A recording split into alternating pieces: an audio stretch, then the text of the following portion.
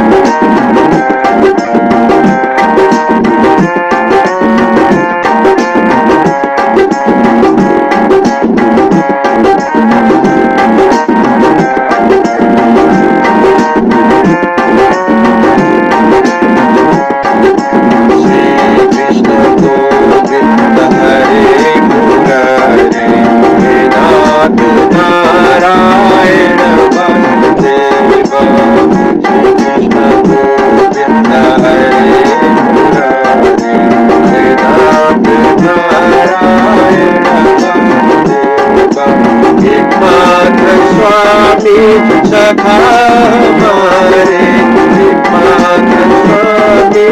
सखा हमारे नाथ नारायण श्री कृष्ण गोविंद हरे मुरारी नाथ नारायण श्री कृष्ण गोविंद हरे मुरारी नाथ नारायण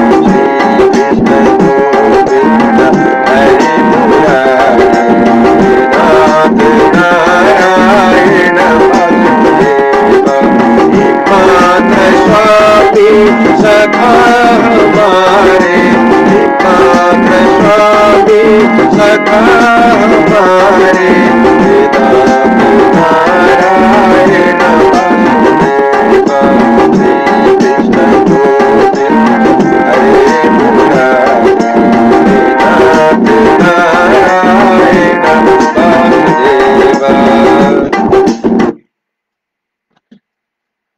जय श्री कृष्ण। आज म श्रीमद् भागवतको 137औं दिनमा 16वां अध्याय प्रारंभ करने जा रहा हूं।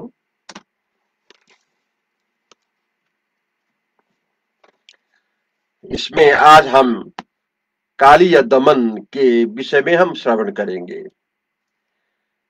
मदमर्दन करी कालिया कृष्णचंद्र सुखधाम 16 में नारी न विनय सुरी हर्षे घनश्याम। सुखदेव जी बोले, हे राजन, यमुना को कालीनाग के विष से दूषित देखकर श्री कृष्ण भगवान ने जल को शुद्ध करने के अर्थ उस काली नाग को दह से निकाल दिया। परीक्षित ने पूछा, ब्राह्मण, श्री कृष्ण भगवान ने गंभीर जल के बीच घुसकर उस सर्प को पकड़ा और वह सर्प बहुत काल से वहां किस कारण रहता था? ये वृतांत यथार्थ वर्णन कीजिए। श्री सुखदेव जी बोले, यमुना जी में काली नाग का एक कुंड था जिसमें उस नाग के विष की अग्नि से जल खौलता रहता था और उसके ऊपर आकाश में उड़ने वाले पंछी विष के साप के संतप्त होकर जल में गिर पड़ते थे और उस विष वाले जल की लहरों से जल करोड़ों से मिली हुई जो पवन बहती थी उसके लगने से तट के वृक्ष और घास सूख जाती थी। सो जीव उस कुंड के समीप भूलकर चले जाते थे। उस विषैले जल की तरंग से जल कर तड़प कर मर जाते थे। इस कारण प्रचंड वेग वाला विष ही जिसका पराक्रम ऐसे कालीनाग को देख और उसे दूषित हुई यमुना नदी को ओर की दृष्टि करके श्री कृष्ण भगवान अपने सखाओं के साथ विहार करते करते कांच बांध कसकर बहुत ऊंचे कदम के वृक्ष पर चढ़ उस विष वाले कुंड में कूद पड़े। उस समय भगवान के कूदने के वेग से उस काली दह का जल ऊपर को बहुत उछला और अधिक तरंग उठने लगी। यमुना जी का जल चारों ओर से 100 धनुष फैल गए। हे राजन, महाबलवान श्री कृष्ण भगवान जब जल में लीला करने लगे तब उनकी भुजा स्वरूप दंडों से पीड़ित जल का शब्द सुनकर अपने घर का विनाश समझकर उसको सहन न करता हुआ कालीनाग दौड़ा आया और श्री कृष्ण पर अत्यंत कोप करके मर्म स्थानों में डसने के अर्थ दौड़कर अपने शरीर से उसको लपेट लिया। जब जल में कोलाहल पड़ा और विष की झरई तरंगे के संग उठी और श्री कृष्ण चंद्र जी को जल के बीच बहुत विलंब हुआ, तब तो सब ग्वाल घबरा कर व्याकुल होने लगे। कृष्ण ने विचार किया कि यह नाग हमारे शरीर से लिपट रहा है, हमारे सखा सब पीड़ित हो रहे हैं जिन्होंने श्री कृष्ण में ही अपनी आत्मा, मित्र, धन, श्री, भोग यह सब समर्पण कर रखा था। ऐसे गोप अचेत होकर भूमि पर गिर पड़े। अनंतर ब्रज में तुरंत ही अति बारूण तुरंत भय दिखाने वाले बड़े बड़े उत्पात क्या पृथ्वी में और क्या शरीर सबके होने लगे। उन उत्पातों को देखकर नंद आदि गोप अतिशय व्याकुल हो गए,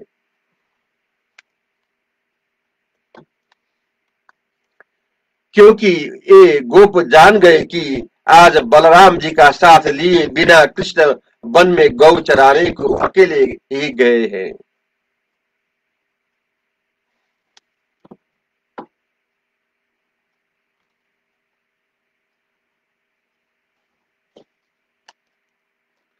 जलाशय के समीप ग्वाल वाल जब सब गोप कालीदह पहुंचे तो दूर ही से देखा कि कालीदह कृष्ण के शरीर से लिपट रहा है और श्री कृष्ण जी चेष्टा रहित हो गए हैं। जलाशय के समीप ग्वालवाल सखा मूर्छित पड़े हैं और पशु रम्मा रहते हैं। यह कौतुक देख दुखित होकर सब महामोह को प्राप्त हो गए। यशोदा मैया अपने प्यारे पुत्र कृष्ण के पीछे जल में गिरने लगी तो यशोदा के ही समान दुख वाली गोपियां नेत्रों से आंसू बहाती हुई पकड़ने की दौड़ी और उनको थाम श्री कृष्ण का गुण बखान करती हुई पकड़ने को दौड़ी गुण बखान करती हुई भगवान के मुख के सम्मुख दृष्टि लगाकर मृतक समान हो गई। नंद आदि गोप जब उस दह में गिरने लगे तो उनको बलराम जी ने रोक लिया, क्योंकि बलराम जी तो भगवान श्री कृष्ण के प्रभाव को जानने वाले हैं। इधर श्री कृष्ण जी ने श्री पुत्र सहित सब गोपों को अपने ही निमित्त दुखित होकर 2 घड़ी पर्यंत उस सर्प की कुंडली में रह के उसके बंधन के छूटने की इच्छा करी। भगवान ने अपना शरीर बढ़ाया जिससे कि काली नाग का सब शरीर व्यथित होने लगा, अंगों के बंधन ढीले हो गए, हड्डियों का जोड़ टूटने लगा। तब तो वह सर्प क्रोध में आया, अपने फण को उठाया, फुखार शब्द द्वारा नासिका से विष उगलने लगा।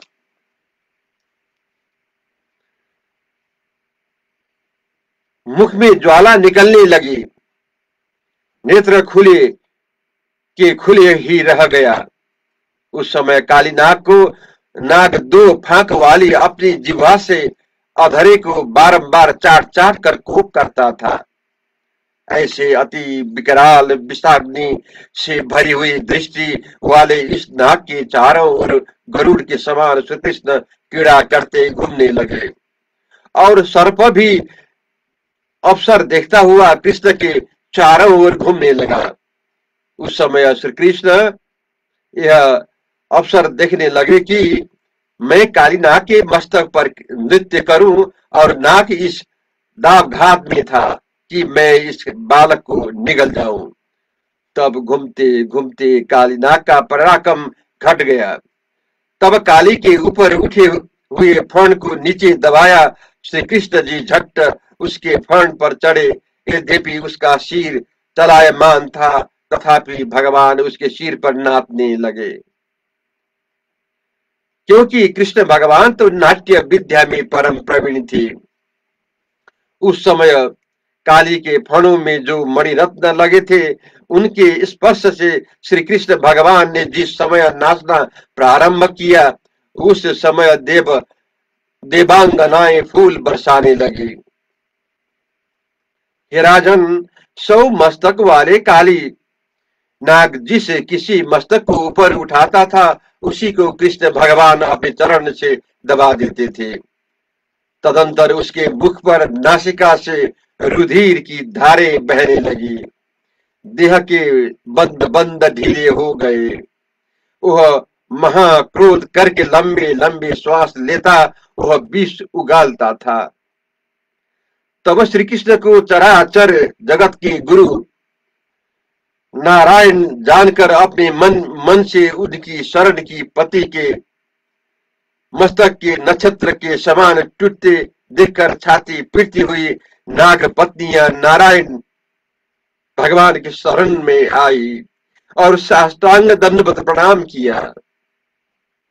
नागपतियों ने कहा, हे नाथ, इस नाग को जो आपने दंड दिया सो इस पर परम कृपा की, क्योंकि आपके दंड से अपराधी का अपराध दूर हो जाता है। जिस अपराध से इसकी सर्प योनि हुई, वह अपराध रूप पाप आपके क्रोध से शांत हो गया। इस कारण आपका क्रोध भी कृपा रूप ही है। पूर्व जन्म में इसने ऐसा तप धर्म किया जिससे पूर्ण प्राण दान देने वाले आप इस पर प्रसन्न हुए हो। हे भगवान, एक बार एक बार किया हुआ हमारे पति का अपराध आप सहन करके क्षमा कीजिए, क्योंकि यह आपकी रची हुई प्रजा रूपी संतान है। यह मूढ़ है, इस कारण आपको नहीं जानता है। आप हम अबलाओं पर कृपा कीजिए, नहीं तो यह सर्प प्राण छोड़ता है। सत्य पुरुषों से शोचनीय हम स्त्रियों पर कृपा करके प्रतिरूप प्राण प्रदान कीजिए। हे परीक्षित, नागपतियों ने जब इस प्रकार श्री कृष्ण भगवान की स्तुति की, तब भगवान ने अपने चरण प्रहार से मूर्छित पड़े हुए उस फूटे मस्तक वाले काले नाग को छोड़ दिया। जब तब वह दीन काली नाग धीरे धीरे सचेत होकर लंबे लंबे श्वास लेने लगा और हाथ जोड़कर श्री कृष्ण भगवान से निवेदन करने लगा, हे नाथ, हम जन्म ही से दुष्ट तमोगुण और महाक्रोधी है। जिन लोगों का जैसा स्वभाव पड़ा रहा है, वह छूटना कठिन हो जाता है। हे सत, रज, तम, इन तीनों गुणों से आपने नाना प्रकार का विश्व रचा है। इस संसार को स्वभाव, शक्ति, बल, योनि, बीज, संस्कार और आकृति से सब पृथक पृथक है। यहाँ इस विश्व में हम सर्प जाति बहुत क्रोध वाले हैं और आपकी माया से मोहित हो रहे हैं। तो उस आपकी माया को हम किस प्रकार छोड़ सकते हैं? सब प्रकार के वेदों की ज्ञाता जगदीश्वर आप ही हो। माया से छुड़ाने के आप ही कारण हो। अब आप जैसा उचित समझो वैसा करो। श्री कृष्ण भगवान इस प्रकार कालीनाग का वचन सुनकर कहने लगे, हे सर्प, अब तू यहाँ मत ठहर, शीघ्र समुद्र अर्थात रणमिक द्वीप को चला जा। जिस गरुड़ के भय से तू रमणीक द्वीप को त्याग कर आया था, वह गरुड़ तुमको हमारे चरणों से चिन्हित चिन्हित देखकर अब नहीं खावेगा। हम अब यहाँ जल विहार किया करेंगे और गाय बछड़े और ग्वाल वाल यहाँ का जलपान किया करेंगे। आज से इस स्थान का नाम कालीदह हुआ। जो पुरुष मेरे इस क्रीड़ा स्थान में स्नान करके जल देवता पितरों का तर्पण करके उस उपवास करके हमारा स्मरण और पूजा करेगा, वह सब पापों से छूट जाएगा। हे राजन, अद्भुत कर्म करने वाले श्री कृष्ण भगवान ने जब इस प्रकार कहा, तब नाग और नाग पत्नियां प्रसन्नता पूर्वक भगवान का पूजन करने लगी। सुंदर वस्त्र, माला, मणि और दिव्य केसर, कस्तूरी, चंदनादि लेपन, बहुत बड़ी कमलों की मालाओं से गरुड़ ध्वज भगवान का पूजन कर उनको प्रसन्न करने के अनंतर आनंद पूर्व श्री कृष्ण जी की आज्ञा से उनकी परिक्रमा दे। प्रणाम करके श्री सुहृदय और पुत्रों के साथ ले कालीनाग रमणीक द्वीप में चला गया। जब कालीनाग चला गया तो उसी समय श्री कृष्ण की कृपा से यमुना जी का जल अमृत के समान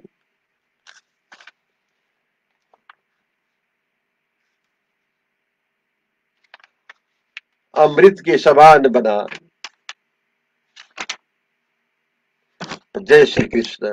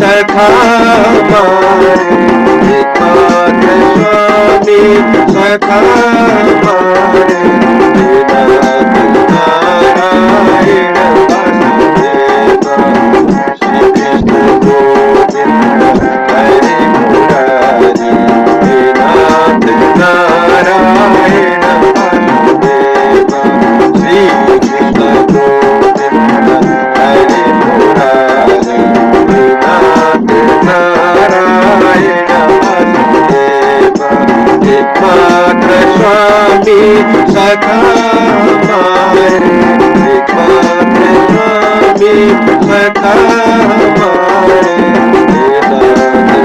नारायण वासुदेव श्री कृष्ण गोविंद हरे मुरारी नाथ नारायण